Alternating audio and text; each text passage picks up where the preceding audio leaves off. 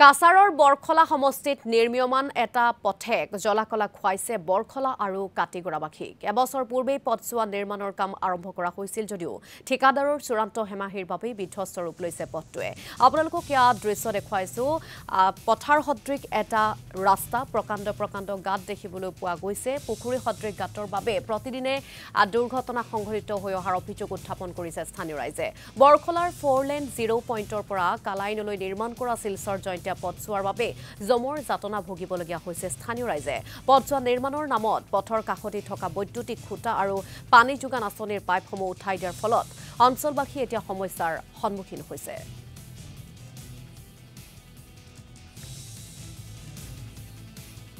আৰু এই সন্দৰ্ভত এক প্ৰতিবেদন আগবঢ়াব সাংবাদিক সমীন চেণ্ডেকাই।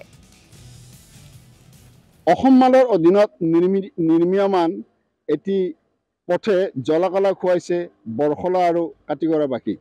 মই আছোঁ এই মুহূৰ্তত বৰখলা সমষ্টিৰ বিহাৰা এলেকাত, য'ত নিৰ্মাণৰ কাম চলি আছে অসম মালৰ অধীনত এটি 21 কিলোমিটাৰ দৈৰ্ঘ্যৰ পথৰ কাম।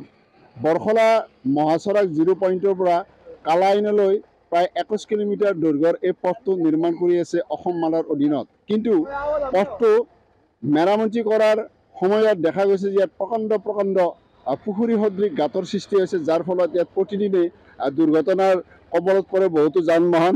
মই এই প্ৰতিদিন টাইমৰ দৰ্শকসকলক প্ৰত্যক্ষভাৱে এই দৃশ্য দেখুৱাই আছোঁ। চাওক পথটোৰ বৰ্তমান অৱস্থা।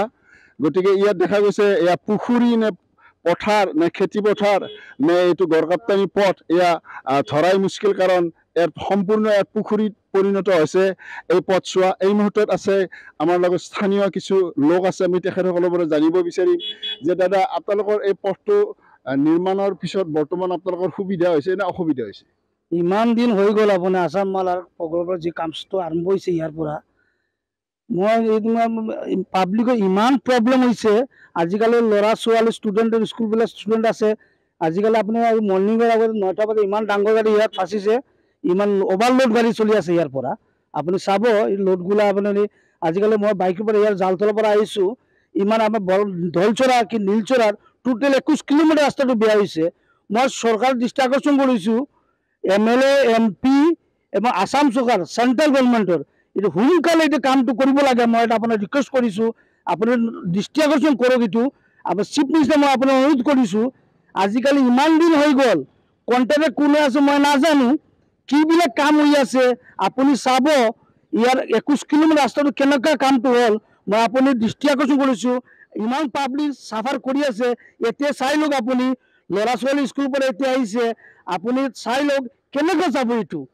তে মই আজিকালি চাইছোঁ MLA দৃষ্টি আকৰ্ষণ কৰিছোঁ এবং শিলচৰৰ সাংসদ আছে কি আসাম চিফ মিনিষ্টাৰ এবং চেণ্ট্ৰেল প্ৰাইম মিনিষ্টাৰ দৃষ্টি আকৰ্ষণ কৰক। ইয়াৰ মানুহবিলাক কিমান অসুবিধা পৰি আছে, কিমান গাড়ীগুলো প্ৰব্লেম চাফাৰ কৰি আছে, আপুনি তাই এইটো কৰক।